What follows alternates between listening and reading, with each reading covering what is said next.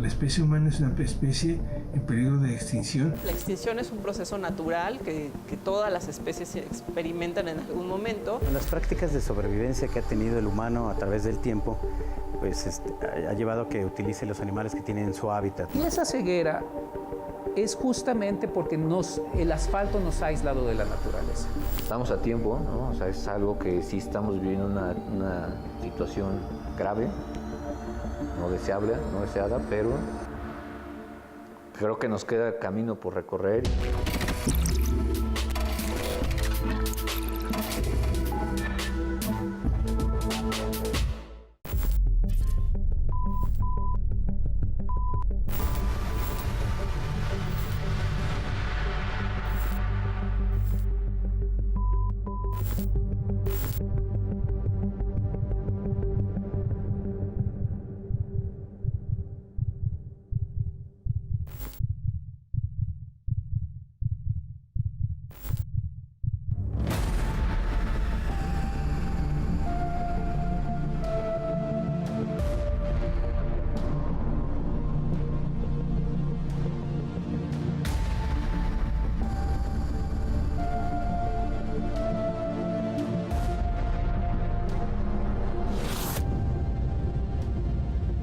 La vida en la Tierra surgió hace aproximadamente 4.000 millones de años.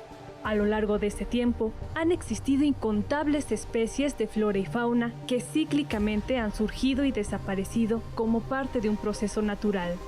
Sin embargo, hoy estamos en uno de los momentos más críticos, la sexta extinción masiva. La extinción es un proceso natural que todas las especies experimentan en algún momento, pero lo que no es natural es que se esté dando la extinción masiva de una manera como la que estamos viendo en este momento.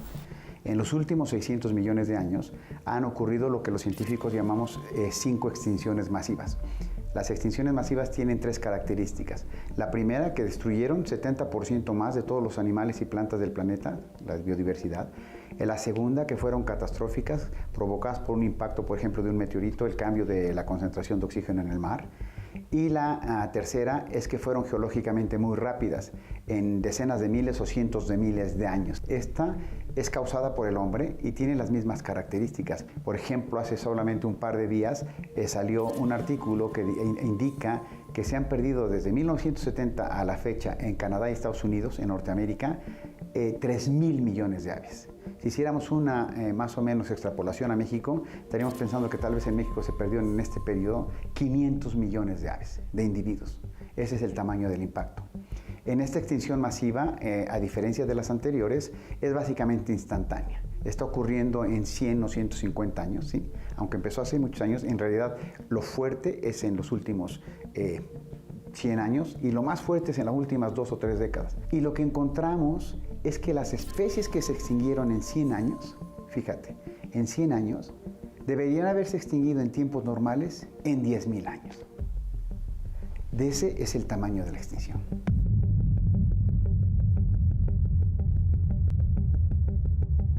La extinción de especies ha obedecido a factores naturales como la depredación, terremotos, erupciones o la colisión de meteoritos. Sin embargo, el impacto generado por la actividad del hombre es tan grande que la comunidad científica ha propuesto que el Holoceno, la era geológica que actualmente vivimos, sea reemplazada por otra, el Antropoceno. Es esta idea que tenemos los seres humanos de que somos la cúspide de la evolución, ¿no? Que somos el centro de la creación y que todo lo que nosotros deseemos, si está a nuestro alcance conseguirlo, tenemos el derecho de conseguirlo. Y es principalmente porque hay pocos espacios ya en el planeta que no están impactados por el ser humano. Ahorita 70% del planeta está impactado y se espera que para el 2050 cerca del 90% ya está impactado directamente. Estoy hablando de los polos, estoy hablando de zonas en donde todavía afortunadamente hay zonas intactas.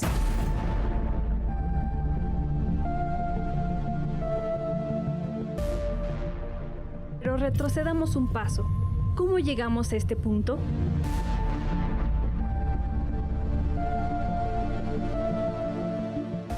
Este proceso de extinción rápida se ha dado de una manera acelerada a partir de la revolución industrial. pero sobre todo desde la segunda mitad del siglo XX, por ejemplo en México, en donde hubo un acelere muy grande del incremento de la población. El problema fundamental del planeta es que somos demasiados seres humanos.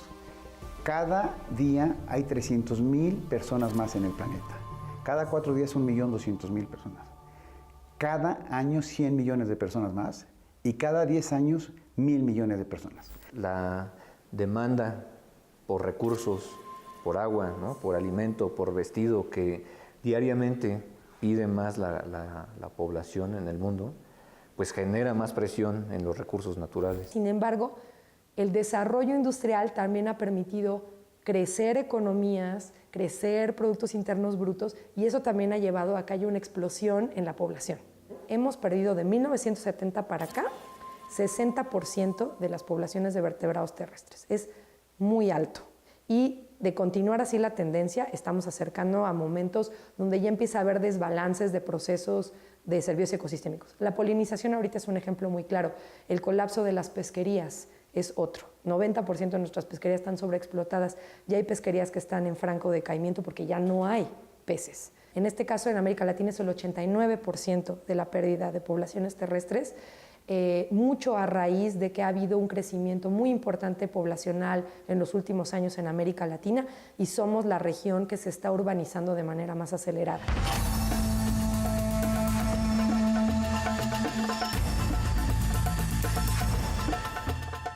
Así como una gota de agua genera ondas al caer en un estanque, la desaparición de una especie es capaz de trastocar distintos niveles de un ecosistema. En principio, afecta a la propia especie y su hábitat, pero en algunos casos tiene un impacto global. Los científicos que trabajamos en estos creemos que hemos pasado ya el punto de retorno y que lo que tenemos que hacer es una gran actividad para tratar de evitar un colapso global. El colapso va a existir. No van a pasar más de 2 o 3 décadas al máximo para que haya un gran colapso planetario en cuestiones sociales, económicas y políticas asociadas al medio ambiente. Y en este sentido, ¿qué tenemos que hacer? Bueno, todavía hay tiempo para tratar de aminorar el impacto, pero el tiempo es muy corto, ¿sí? En el caso de las especies, de la extinción de las especies, sabemos que lo que no hagamos en los próximos 15 años, ya no sé. O sea, lo que hagamos en los próximos 15 o 20 años va a determinar, ¿sí?, qué especies se van a mantener en la Tierra a largo plazo.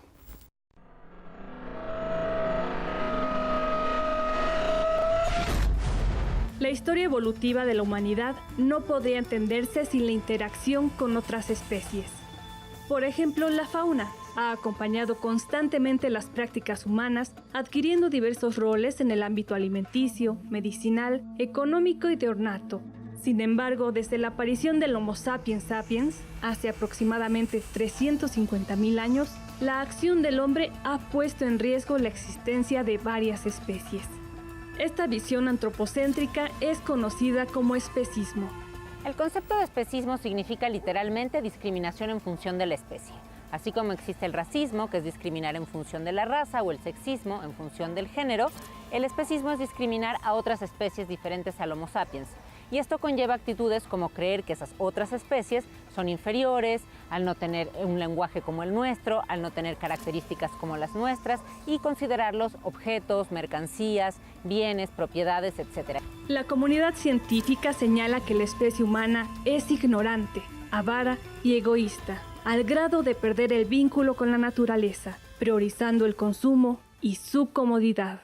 Es como si fuera nuestra gran despensa, una gran despensa donde está todo lo que necesitamos y estamos tomando y tomando y tomando. ¿Cómo lo regresamos convertido en basura que el medio ambiente no puede desbaratar? La biodiversidad actualmente se encuentra amenazada básicamente por la pérdida y destrucción del hábitat, por la introducción de especies exóticas e invasoras, por la sobreexplotación de los recursos y por la contaminación, ¿no?, de ríos, de bosques, de selvas.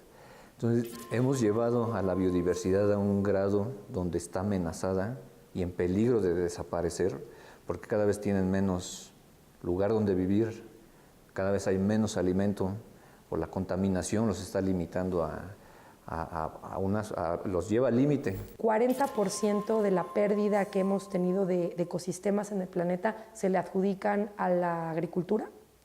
Entonces, uno de los motores más fuertes de degradación es la agricultura de gran escala. También hay un importante efecto de la minería. Una cifra que también es terrible es en 1950 alrededor de 5% de las aves marinas tenían plásticos en sus contenidos estomacales. Hoy 90% de las aves tienen plásticos en sus contenidos estomacales. Estamos consumiendo una cantidad de plástico importante en el agua que tomamos, en la comida que comemos. Muchos de los peces que consumimos nosotros están en un alto grado, están en la parte más arriba de la cadena trófica, son depredadores tope, los atunes, los tiburones, los meros. Y lo que hacen es que del plástico pequeño que se hace en micropartículas, el plancton se lo come, al plancton se lo come el zooplancton, el pececito, las sardinas, a las sardinas se las come el atún y se va bioacumulando, ese es un término técnico, y nosotros nos comemos ese pescado y entonces eso refleja en altas cantidades de mercurio y de plástico.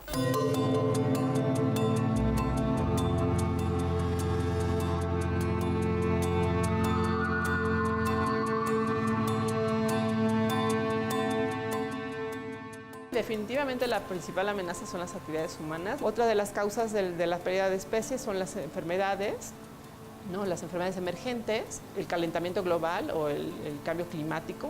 El cambio climático en nuestro país lo podemos ver, por ejemplo, en la falta de sincronía que existe entre el momento en que florecen las plantas y el momento en que llegan los polinizadores, ¿no? O en el momento que llegan las aves migratorias.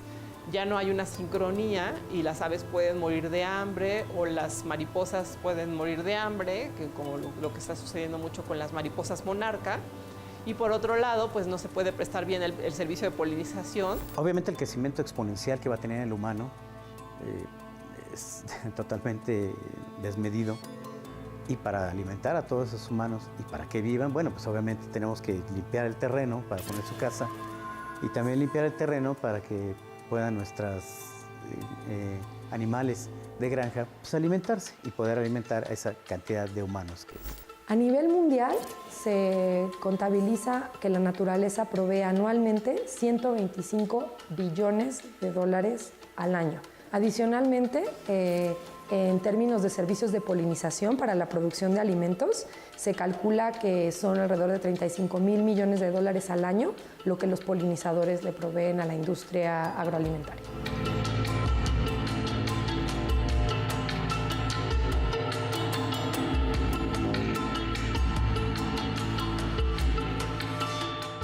La acción humana marca el ritmo del ciclo de extracción de recursos.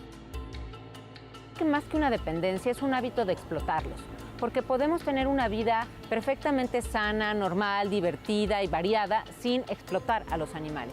A los animales se les usan 4 grandes áreas. La primera son los animales como comida, que es donde más animales se usan. Anualmente son aproximadamente 70,000 millones de animales terrestres que se matan para consumo humano. Esta es una cifra enorme, es 12 veces la población humana mundial. Y no se están contabilizando los peces, porque los peces se cuentan por toneladas, no por individuos. La segunda área pues es animales en los laboratorios. Ahí aproximadamente son 100 millones de animales cada año. En tercer lugar está el área de animales en espectáculos, que es todo lo que ustedes se pueden imaginar. Corridas de toros, peleas de gallos, carreras de caballos, carreras de perros, circos, acuarios, zoológicos, etcétera, etcétera, etcétera. Entonces, lo que estamos tratando de hacer a ese respecto es educar muchísimo a la población y a la sociedad, por ejemplo, para que no asistan a este tipo de espectáculos donde se utiliza a los animales. Y luego está el área de animales como vestimenta, que en países pues como de América Latina podríamos decir, ay, las pieles, no necesitamos usar pieles porque nuestro clima no lo requiere. Sin embargo, está también el cuero, está la lana, y es esta mentalidad de que pues los animales están ahí para eso, para utilizarlos, para sacarles algún provecho casi siempre económico. Entonces, estas son las 4 grandes áreas sobre las cuales trabajamos los activistas por los derechos de los animales. Si yo pusiera a todos en una balanza, en una pesa, todos los animales vivos los pongo en una pesa y pesan el 100%. De ese 100% de todo lo que yo peso, el 97% de esa gran masa somos humanos, vacas y cerdos. El 3% restante son animales silvestres. Quiere decir que, y antes, hace 100 años, se hizo una proyección, por supuesto en ese momento no teníamos esos cálculos finos, pero se calculaba que era prácticamente inverso. Eran humanos y vacas eran el 5% y 95% de esa biomasa, le llamamos, eran animales silvestres.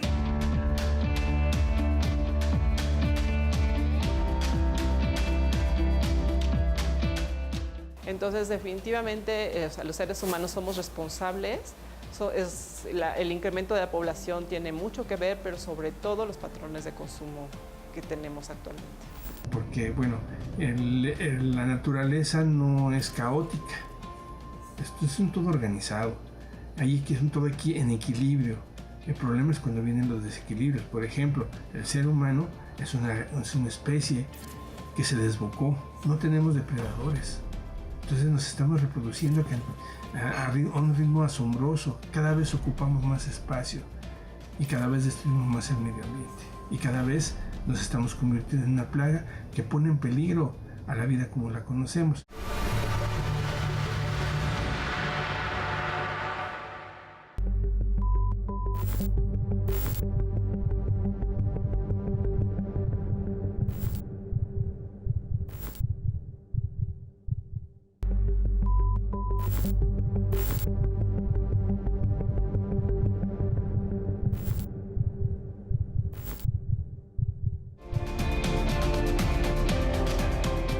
Para entender el origen de las amenazas a las especies, es necesario conocer cómo ha cambiado la relación de los humanos con su entorno natural. La ciencia identifica dos momentos durante las grandes migraciones del hombre. Conforme exploraba nuevos territorios, se convirtió en una especie invasora, mientras que los primeros asentamientos sedentarios permitieron la preservación de especies de flora y fauna que iba domesticando. Con el paso de millones de años, cada nueva época, ¿sí?, tiene más especies. Ha habido una acumulación de especies y recordemos que las especies son procesos de la evolución. Algunas se extinguen y otras evolucionan, aparecen. Y en este momento, en la Tierra, existe el mayor número de especies que han coexistido simultáneamente que en cualquier parte de los últimos 3.800 millones de años desde que se originó la Tierra. Es decir, nunca había habido tantas especies de plantas, animales y microorganismos en la Tierra.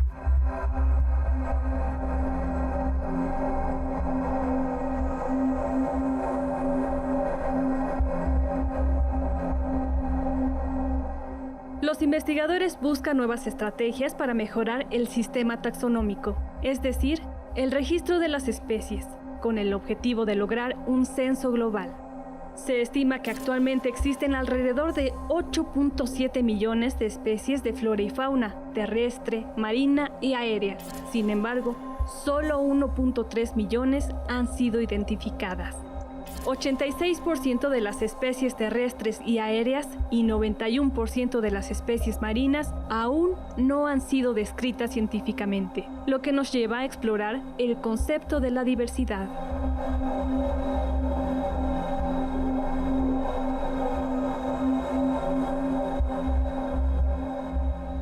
Cuando hablamos de diversidad, para empezar, nos referimos al número de especies, a la diversidad de genes y a la diversidad de ecosistemas que hay en un determinado lugar. En todo el mundo hay ciertos países que concentran una gran diversidad, como es el caso de México, Brasil, China, Australia, Indonesia. Se les considera los países megadiversos porque en su conjunto albergan a una enorme diversidad. México, por ejemplo, alberga el 10% de todas las especies que existen en el mundo. Ocupamos el quinto lugar en diversidad a nivel mundial total, y eso también varía dentro de los grupos de vertebrados y de plantas, pero definitivamente es uno de los países con más diversidad en el mundo. No sabemos exactamente cuántas especies hay, pero sabemos que hay más de 100.000 especies descritas para México.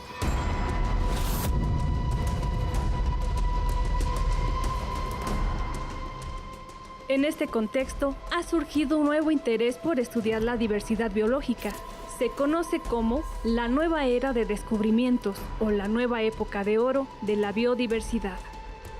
Hace muy pocos días se dio la noticia de que se había encontrado una nueva ballena, una ballena de 7 metros, un mesoplodón, en aguas, en los océanos, ¿no? En México se descubrió también, en el Golfo de México, se descubrió un pequeño tiburón de como 14 centímetros. Solamente se conoció una especie similar en Chile y esta se encontró a 2.000 metros de profundidad. Y son cosas extraordinarias. Este tiburón, por ejemplo, es oscuro porque vive en lugares donde nunca hay luz, pero produce en las aletas una sustancia que es fluorescente. Esa sustancia atrae a sus presas y se lo come. Es un animal extraordinario. Se acaban de descubrir en México, por ejemplo, entre Tamiagua y el puerto de Veracruz, 7 grandes arrecifes desconocidos.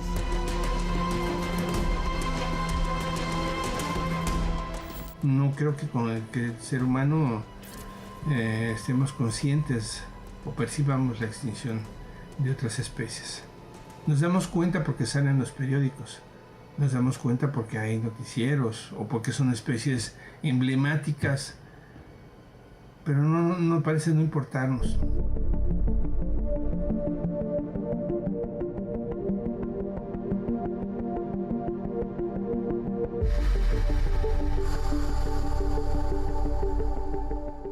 Este movimiento busca generar mecanismos encaminados a salvar el equilibrio del ecosistema, especialmente en el caso de las especies endémicas.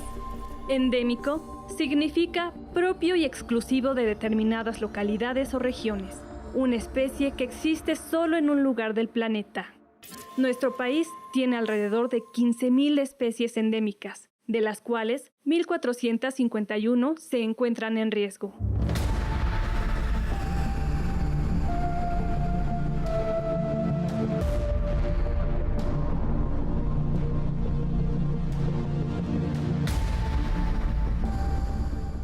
México está en una posición geográfica única, donde se juntaron 2 continentes, América del Sur y América del Norte. Cuando se juntaron justo en el medio del país.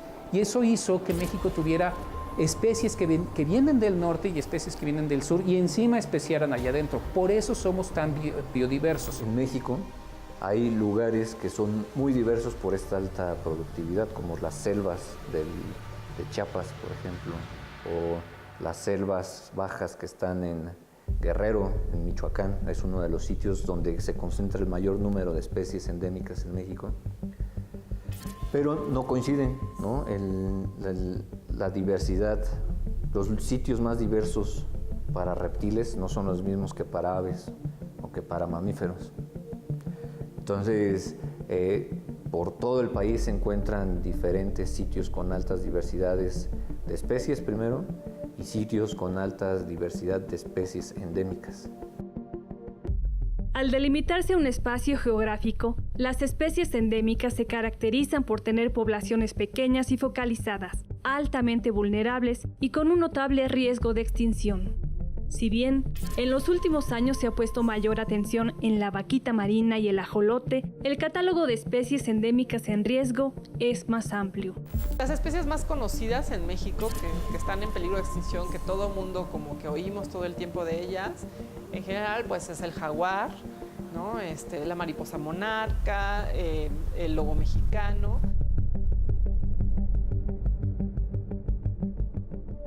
Destacan también la rana de Tlaloc, la cecilia mexicana, la cacerolita de mar, el cangrejo de las barrancas, la iguana espinosa del Golfo, el ocofaisán, el cardenal rojo de Tres Marías, el murciélago platanero, la musaraña adornada, el cachorrito del desierto, la damisela azul y amarilla.